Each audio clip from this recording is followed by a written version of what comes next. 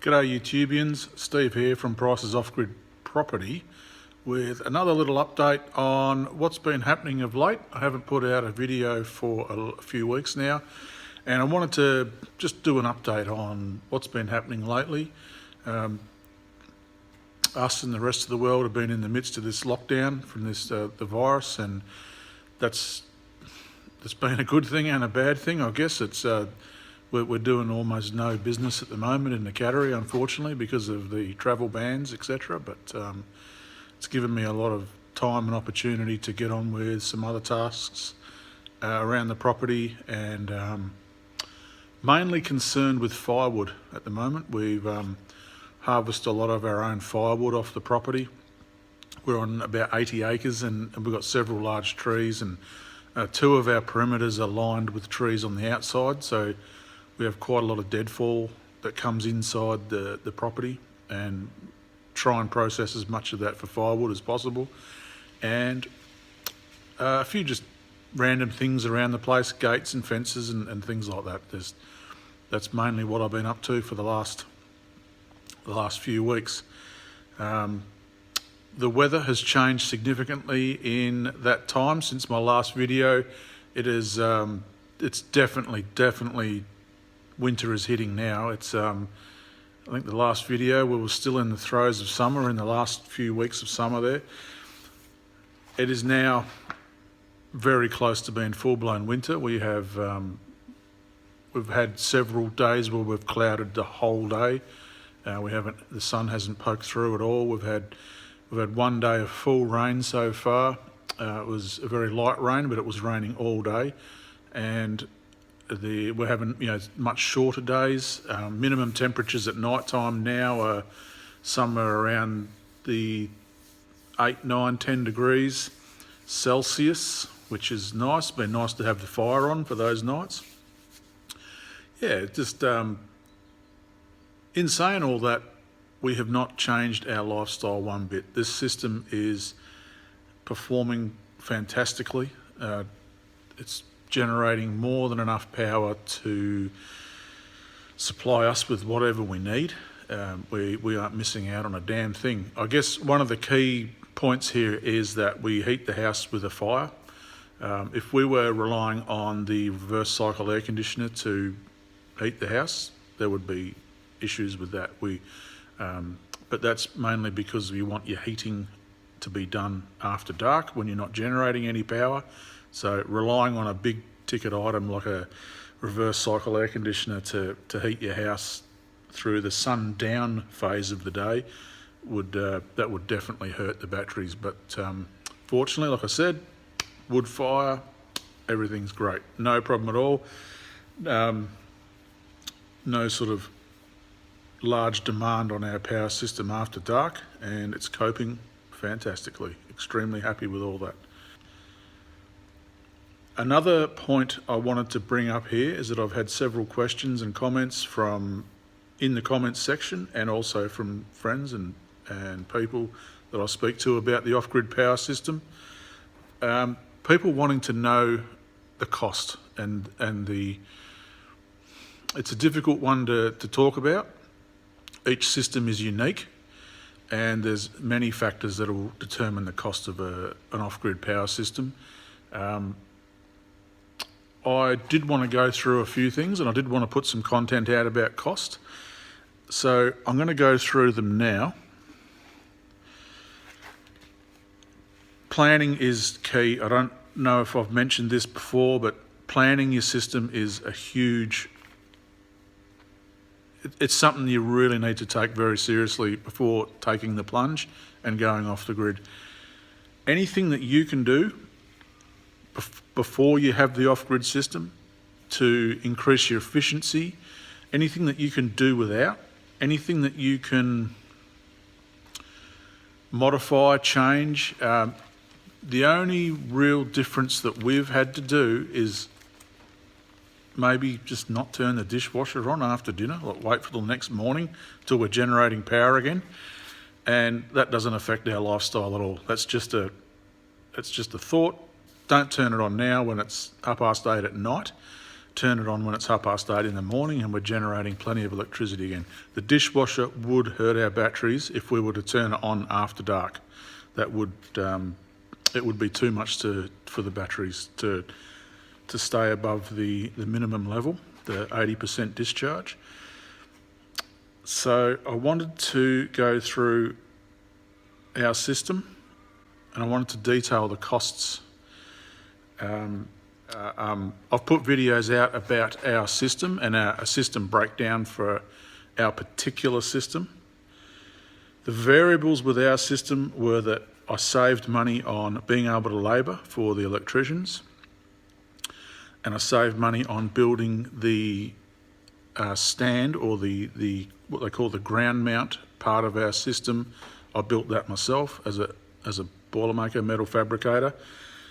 The steel costs for that was somewhere around the $1,500 to $2,000. And I'm going to put some miscellaneous expenses there at about $1,000, just odds and sods. Don't ask me to list them all because there's just too many, but I would allow $1,000 for that. Our 40 370 watt Trina panels, 3 Infinisolar inverters, 24 by 2 volt, the battery bank that you can see behind me here, 24 batteries in that.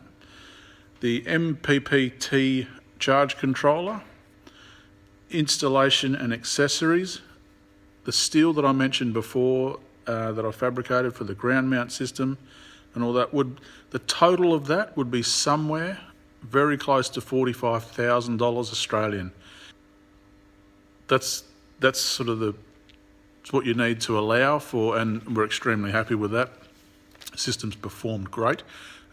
No complaints at all. It's any minor issues have been easily resolved, and overall extremely happy. But I hope that addresses the cost question people ask.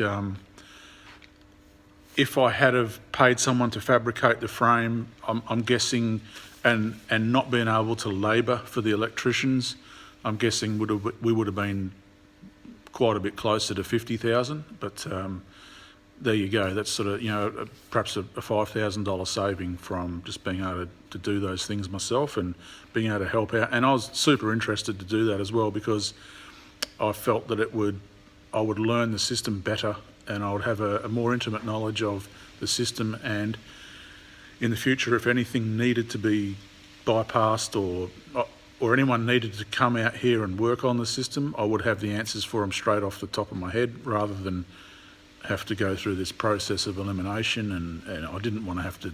I really wanted to know in myself, and I feel better about it myself the more I knew about it.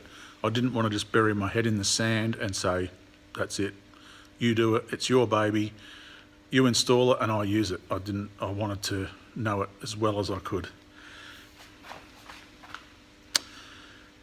That's about it, guys. That covers what I wanted to get through today. I hope you're enjoying the videos. I really do. I would love a like and a subscribe, and any comments. I always try and reply to the comments. If you have questions, if I can't answer the question, I will definitely try and steer you in the right direction to someone that can. That's it, guys. I hope that you're getting through this lockdown thing okay.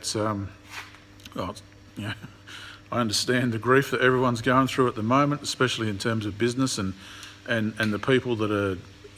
We've had fortunately very few cases here.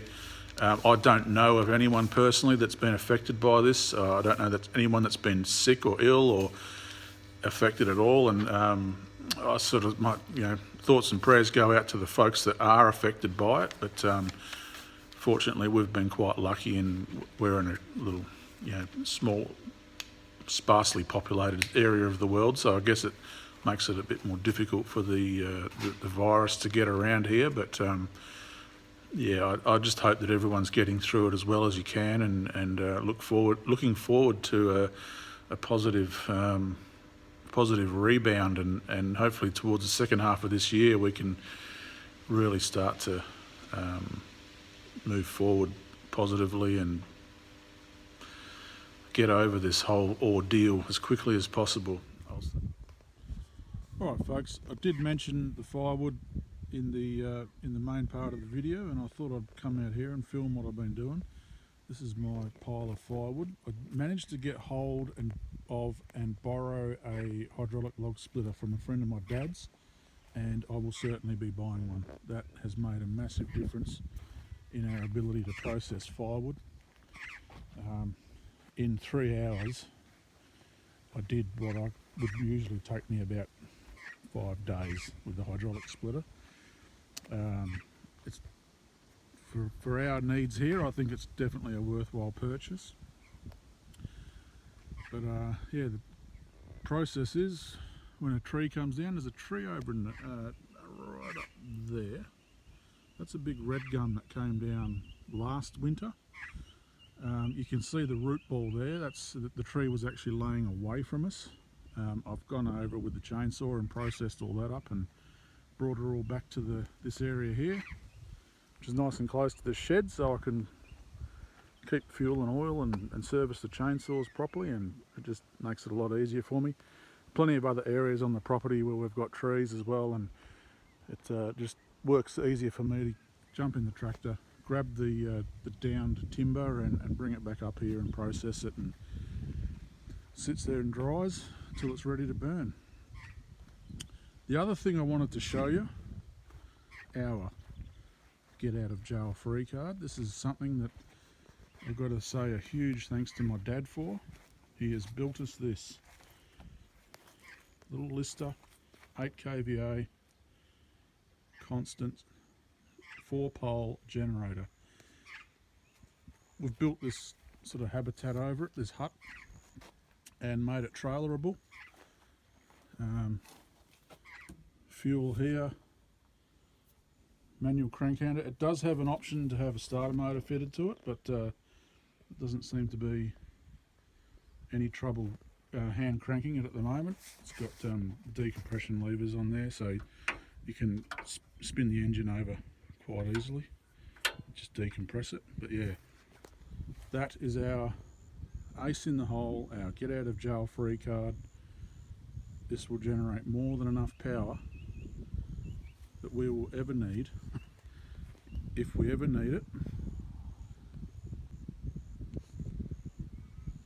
All that's required to get this over by the shed and plugged into the system is a little reprogram of the inverters, as I think the inverters, they take in 4 kilowatts, and when I plugged this into it before, at 3 times 4 watts of draw on this, it wasn't able to keep up, so I need to program the inverters to only take, say, 1.5 kilowatts in on the generator side, and I'll be able to have this on standby right beside the shed, ready to go if required. But again, huge thanks to my dad for this. This is a fantastic addition to the system, and it just gives us the peace of mind to know that if I'm away, or for whatever reason we get home late at night or something and we just want to run the heater for half an hour just to take the edge off the coolness of the house, and we don't want to go through the whole rigmarole of lighting the fire and waiting for that to warm the house up, or we get several rotten days in a row and the system never really recovers, we've got the option of just firing this thing up and charging the batteries. Cheers guys.